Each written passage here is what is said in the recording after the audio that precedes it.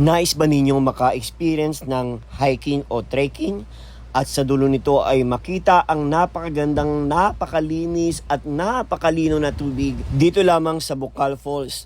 Dito sa Barangay Bucal, may High Laguna. Hindi pa ganoon karami ang nagpupunta rito dahil talaga namang medyo may kahirapan dahil 30 to 40 minutes walk. Depende sa iyong paglakad kung paano ka bumaba at umakyat sa bundok na ito. Pero pag narating mo naman ang dulo, grabe naman talagang bawing-bawi ka sa hirap na iyong dinanas. At ayun na nga, pag nakita na ninyo itong lugar na ito, kayo ay malapit na sa main ng Bucal Falls. Grabe talaga namang sobrang linaw at sobrang lamig ng tubig, kaya naman talagang refreshing sa panahong itong sobrang tag-init sa Maynila. Mararating nyo nga pala ito mga 2 hanggang 3 oras mula sa Metro Manila. Grabe, tignan nyo naman guys, no? Tuwang-tuwa talaga kami dyan at talaga namang nasa mababaw lamang kami. Ito yung main Bucal Falls na merong 16 feet na lalim. Kaya naman talagang nag-life jacket ako dahil baka pulika din ako sa sobrang lamig ng tubig dito.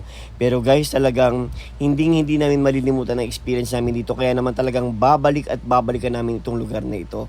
Konti pa lamang ang tao dito dahil nga talagang sabi ko kanina, may kahirapan puntahan. Kaya naman talagang maging ready kayo sa pag-akyat at pagbaba ng bundok para mapuntahan itong lugar na ito. Sobrang lamig kaya tignan ninyo.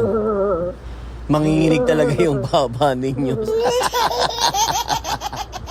At ito nga pala yung mga kasama ko hindi marunong lumangoy at mga gilid girls na nakatungtong lamang sa bato.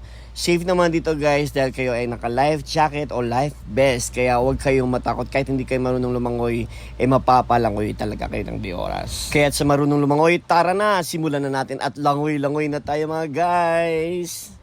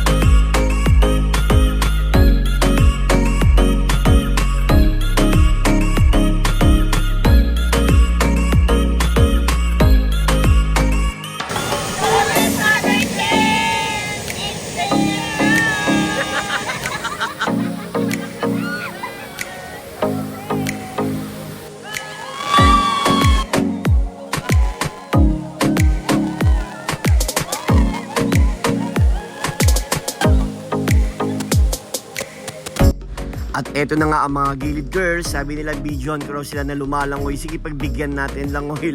May hampasan pa sa mukha. Ganun talaga. So, ulitin na lang natin. Take 2. Langoy ulit tayo. Yan. Sige. Grabe, para silang mga butete. Nakitang-kita sa malinaw na tubig. Tayo na nga kayo. Wala. Ganun talaga guys.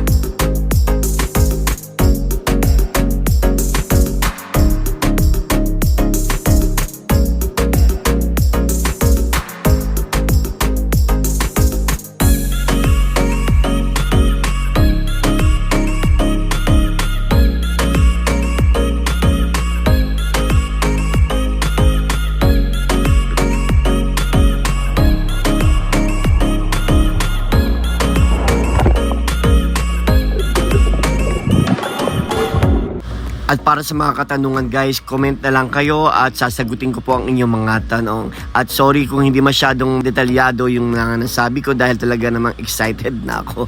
Bye bye guys and thank you for watching. Bye bye!